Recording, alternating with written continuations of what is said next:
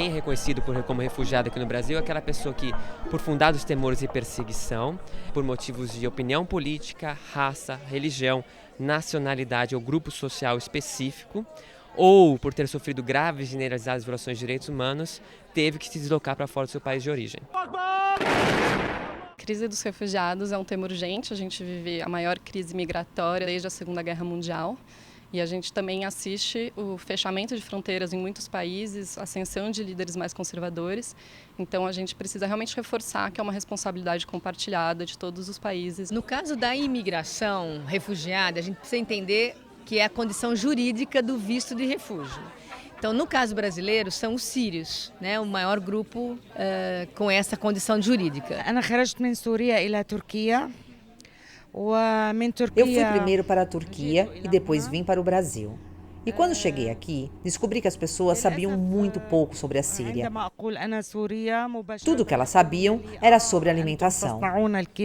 Se nós pensarmos numa migração transnacional de refúgio, nós vamos incluir também os haitianos, que têm o visto humanitário. E, portanto, nós chegaríamos a mais de 80 mil haitianos. O fluxo da imigração haitiana, ela começa com a questão do terremoto, mas não é só essa a causa, né? A imigração haitiana, ela é histórica para os Estados Unidos e o Brasil, ela acabou sendo uma das rotas necessárias para essa imigração, justamente porque os Estados Unidos e a Europa fecharam as portas para a imigração sul.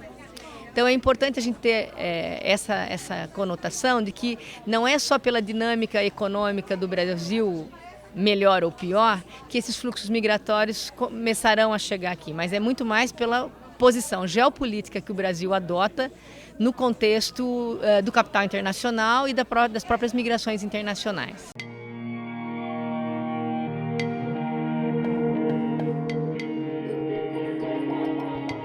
Além dessas nacionalidades, o que tem acontecido é que o Brasil, nessa geopolítica internacional, tem entrado dos periféricos na periferia. Então nós vamos ter imigração de refugiados, não só do continente americano, mas também vamos ter Bangladesh, Indonésia, Senegal, Gana. Eu passei 40 dias em 3 campos de refugiados na Grécia, agora no começo deste ano, e lidando diretamente com eles, né? Enfim, eu confesso que foi a experiência mais intensa que eu tive na minha vida toda, de perceber, né, toda essa dificuldade pelas quais eles passam, perceber que são pessoas que muito mal vistas por todos, mas que são pessoas como todos nós, que apenas não têm escolhas, elas estão ali por não terem escolhas. Saíram dos lugares, dos países, das casas delas, com medo de perderem suas vidas e estão aí aceitando o que a comunidade internacional tem a oferecer. E que é muito pouco, não é? A partir do momento em que o refugiado ele for visualizado como um igual, como alguém que merece não só respeito, mas sobretudo acolhida diante da sua particular situação, esses feitos deveriam ter uma prioridade de caráter absoluto.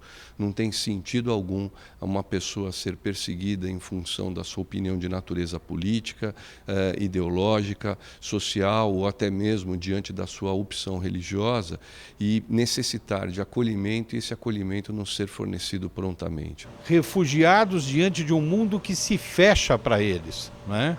De um mundo que não dá passagem para eles, um mundo que não os acolhe, né? Então eu reputo isto como uma grande tragédia que veio do século XX para o século XXI, né? E nós temos que encontrar saídas para isso. Tem também a questão dos deslocados internos, que nunca aparece muito. E é cerca de 70% dos deslocados hoje são deslocados internos, não os deslocados externos são refugiados. Ou seja, eles estão dentro do país e saem de uma região para outra, né? Então esses nem proteção internacional tem. O que nós temos vivenciado com mais recentemente são as migrações venezuelanas e colombianas que estão também pensadas na questão do refúgio. 1, 2, 3, 4. Nos dois casos, são as perseguições e as violências que são os fatores motivadores para que o Brasil seja um dos países receptores dessa imigração. Hoje a gente já tem uma entrada muito grande de refugiados vindos da Venezuela, entrando em Roraima. Por lá, alguma coisa em torno de 7.000 pessoas já em solicitação de refúgio. Isso pode aumentar a necessidade da gente cuidar um pouco, criar um pouco mais de políticas públicas para receber essas pessoas aqui no Brasil. O Brasil quer imigrantes que vêm para trabalhar e tem dinheiro, que é imigrante, tu não tem responsabilidade. Ele tira a visa de embaixada e entra assim. Enquanto o refugiado veio, eu terminei doutorado ano 1990, fui professor na Universidade de Bagdá e cheguei a nível professor doutorando, fui professor, orientador de mestrado e doutorado. E quando cheguei aqui, cheguei com nada, que há 5 anos foi isolado no deserto. Nós somos acostumados a ouvir que há fluxo de mercadorias, né, que isso é racional, né, tudo sob o signo da racionalidade. Há fluxo de ideias, há fluxo de tecnologia, né, e quem barra isso é uma pessoa do passado. Né? Mas o que é interessante é que eles apostam nesses fluxos, mas controlam e criam obstáculos para fluxo de pessoas. Né? Então isso é uma grande, né, contradição.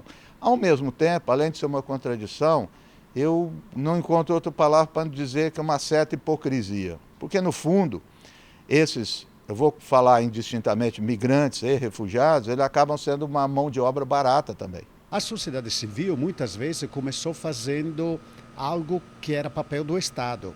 A tal ponto que eu acho até foi cômodo para o Estado cruzar os braços e assistir. Eu acho que não podemos cair no erro que a sociedade civil tem que substituir o Estado. Não, o Estado tem sua responsabilidade.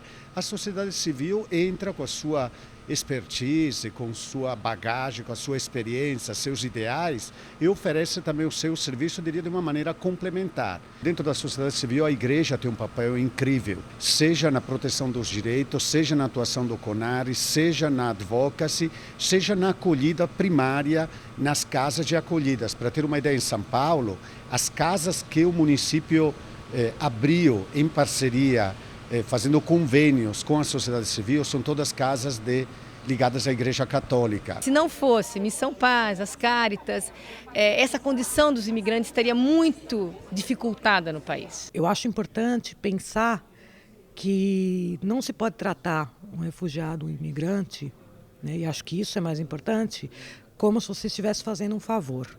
Porque todos os governos, sem exceção, são cúmplices da situação que exclui as pessoas. Se a gente olhar em termos de percentual de refugiados na população brasileira, ainda é muito pequeno, mas ele é maior do que era antes. Né? E vem num contexto agora especificamente de 2 lugares, principalmente, que tem a ver com uma ação internacional do Brasil com o Haiti, embora os haitianos não sejam qualificados como tecnicamente como refugiados, né? E tem a ver com a Síria, que é o que passou a chamar mais atenção. Né? E a questão da Síria passa a se ligar com outros fatores, que é um conflito internacional, onde tem mais de 400 mil mortos, né? Envolvendo vários tipos de ação de violência, inclusive de terrorismo, e passaram a associar de forma equivocada, inadvertida, refúgio com o terrorismo.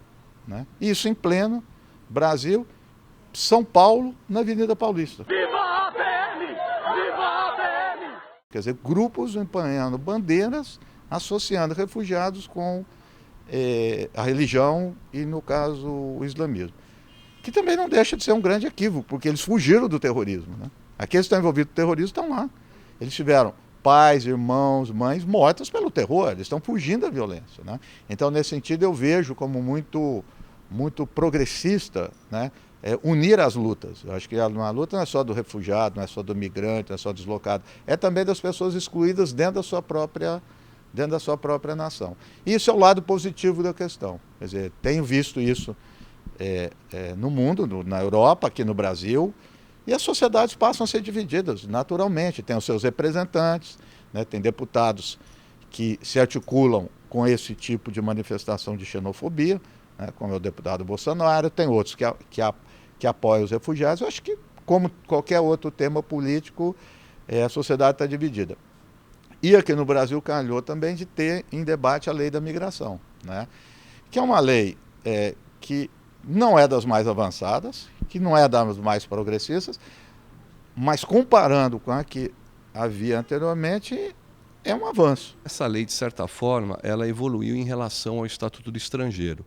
Eu lamento profundamente que ela tenha sofrido alguns vetos que, de certa forma, retiraram o caráter maior que ela possuía. Mas, de qualquer modo, essa lei ela significa um avanço e nós não podemos esquecer que esse é um tema de suma importância e a construção de uma sociedade democrática passa necessariamente pelo seu enfrentamento. No mundo hoje, a questão da imigração dos refugiados é uma questão política, é uma questão econômica, é uma questão social e é uma questão ideológica, né?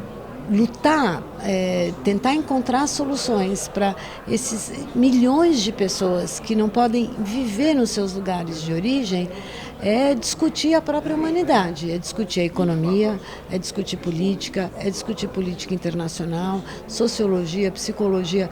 É um tema que congrega todos os grandes problemas do mundo. Então, quando a universidade reconhece isso, ela cumpre o seu papel, né, de produção de conhecimento e de sensibilização dos jovens, de sensibilização do seu corpo docente para um problema que é importante no mundo.